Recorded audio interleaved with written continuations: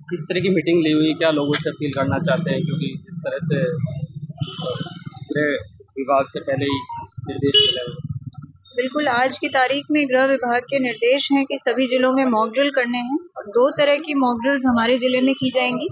एक तो उस तरह की मॉक ड्रिल होगी कि in the event of attack, यदि एयर रेड हो जाता है और कहीं पे कोई स्थिति उत्पन्न हो जाती है तो उस केस में उस जगह पे क्या करना है। तो एक ये मॉक ड्रिल हमारी दिन के समय की जाएगी।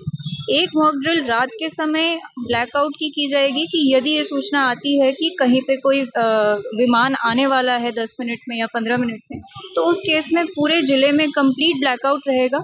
लोगों को ही ध्यान रखना पड़ेगा कि जैसे ही हमारे सायरन की आवाज आती है तो अपने घरों के अंदर जाते हुए सभी लाइट्स को ऑफ कर देना है। हर तरह की लाइट ऑफ रखनी है, उसमें अपने मोबाइल की लाइट, मोमबत्ती, माचिस, इस तरह की लाइट्स को भी ऑफ रखना है। घर के बाहर की सभी लाइट्स ऑफ रखनी है। यदि गाड़ियों में है तो गाड़ी को साइड में करके हेडलाइट्स ऑफ रख देनी है। तो इस तरह के निर्देश हमारे ब्लैकआउट की मॉक ड्रिल के लिए हमने दिए हैं। प्रशासन की तरफ से भी हम अपनी जो स्ट्रीट लाइट्स हैं, बसेस की लाइट्स हैं, पेट्रोल पंप की लाइट्स हैं और बाकी जितनी भी लाइट हैं, हम उन लाइट्स को बंद करवाएंगे। लोगों से ये अपील है कि आप अपने अपने घरों में रहें, कहीं से भी भयभीत ना हो। ये मॉक ड्रिल है, परंतु इस मॉक ड्रिल का यही उद्देश्य है कि यदि बाद में कभी एक्चुअल आपदा आती है तो हम पूर्णतः तैयार रहें।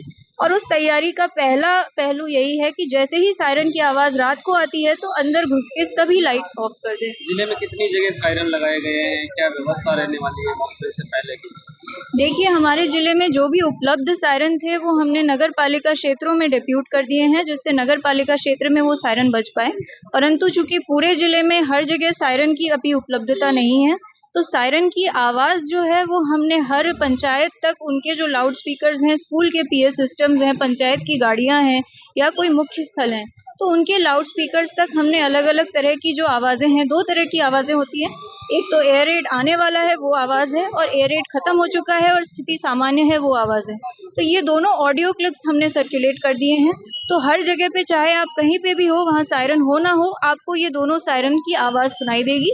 आपसे यही अपील है कि जो पहले सायरन की आवाज है, जो रुक रुक के आती है, बढ़ती है, कम होती है, वो आवाज सुनाई दे तो आप घरों के अंदर चले जाएं। यदि दिन का समय है तो घरों के अंदर जाएं, अगर रात का समय है तो घरों के अंदर जाके लाइट ऑफ कर दें, और अगर गाड़ी में है तो गाड़ी को साइड में रख दें।